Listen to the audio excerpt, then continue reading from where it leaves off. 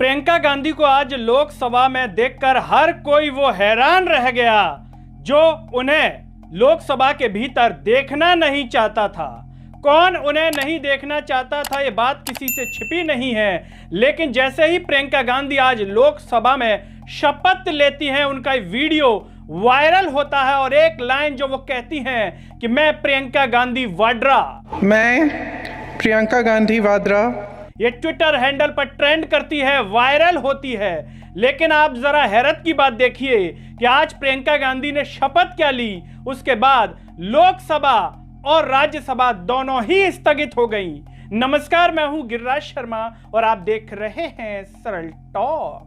दोस्तों, कांग्रेस पार्टी की राष्ट्रीय महासचिव प्रियंका गांधी वाड्रा वायनाड से करीब 4 लाख से ज्यादा वोटों से जीत करके आई हैं और आज लोकसभा में इन्होंने शपथ ग्रहण की।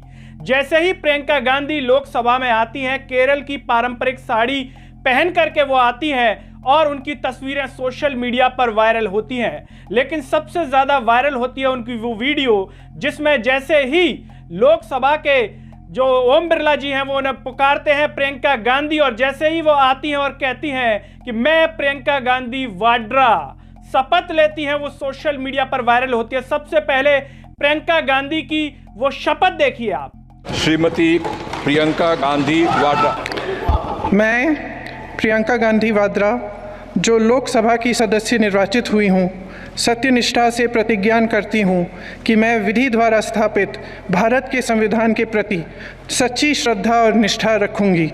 मैं भारत की प्रभुता और अखंडता अक्षुण्ण रखूँगी तथा जिस पद को मैं ग्रहण करने वाली हूँ उसके कर्तव्यों का श्रद्धापूर्वक निर्वहन करूँगी। जय हिंद।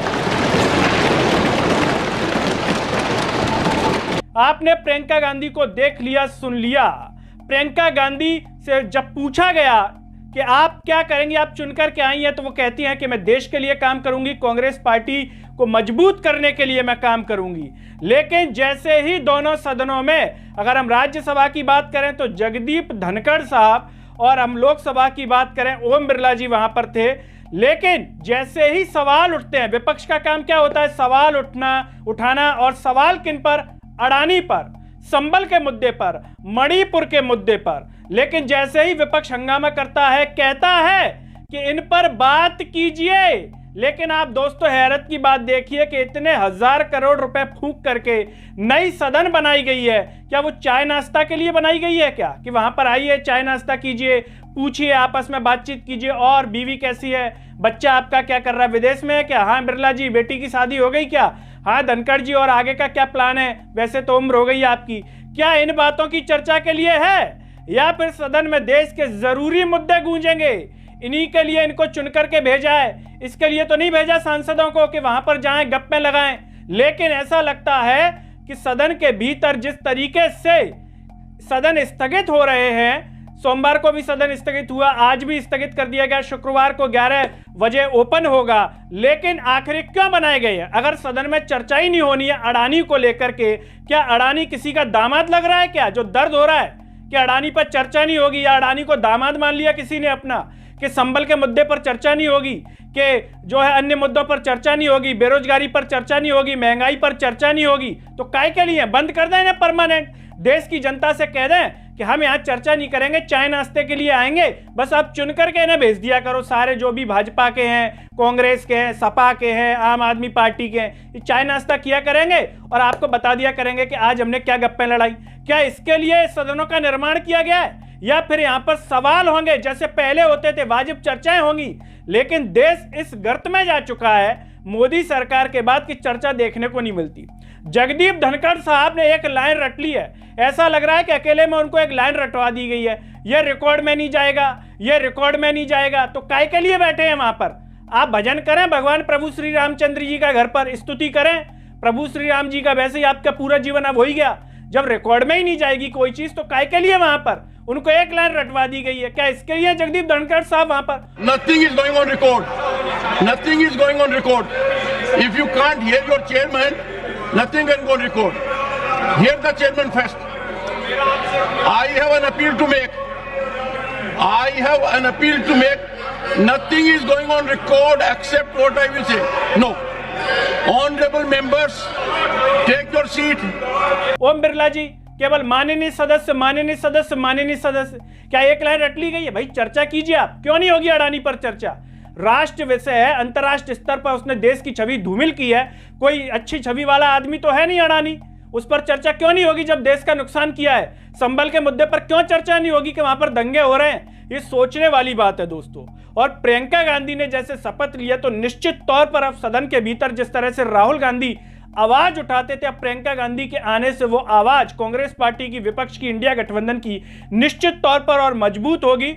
और जिस तरीके से इन्हें देख करके सबसे ज्यादा चुभन किस चेहरे को होती थी आप स्क्रीन पर देख सकते हैं, सबसे ज्यादा चुभन इसी चेहरे को होती थी। और वो चुभन शायद और बढ़ जाएगी क्योंकि ये वाजिब मुद्दों पर बात नहीं करते, वाजिब बात नहीं करते। जैसे ही इन्हें कुछ समझ में नहीं आता वैसे ही ये हिंदू मुस्लिम और फालतू डिमके की बातें और 75 साल पुरानी बातें करने लगते हैं कि 70 साल। अरे भाई आपको क्यों लाए थे?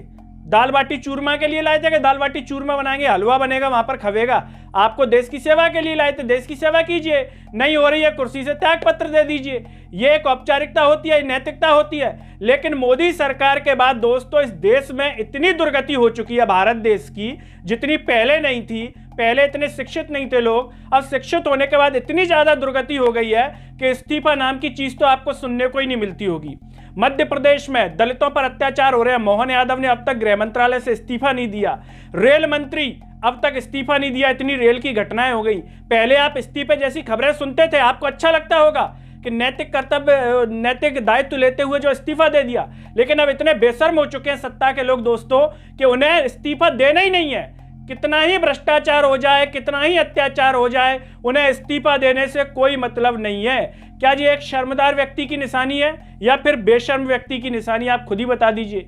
कोई व्यक्ति अगर अपने पद पर बेशर्म बनकर के बैठा है, अपने पद से इस्तीफा नहीं दे रहा, वरना एक जमाना हुआ करता था कि लोग अपने पद से इस्तीफा देते थे, नैतिक दायित्व लेते थे, उसकी जिम्मेदारी लेते थे। लेकिन मोदी सरकार में इनकी पता नहीं कैसे क्लास होती है भीतर कि इतने बेशर्म नेता हो चुके हैं कि उन्हें इस्तीफे से कोई मतलब नहीं है। अब सबसे बड़ी बात दोस्तों यह है कि देश पूरा जो है प्रियंका गांधी को सुनता हुआ सदन में देखेगा। जिस तरीके से राहुल गांधी अपनी बात को रखते थे, प्रियंका गांधी का लहजा इतना सौम्य और सभ्य है कि भाजपा वाले शायद इनको सुन करके उनके पेट में वैसी मरोड़ होगी कि हो सकता है कि आपको सदन में ही ना दिखें, दोनों के दोनों गायब हो जाएं। वो दोनों कौन है आप समझ सकते हैं। और हो सकता है कि अगर आए तो उनकी रोटी पचे नहीं।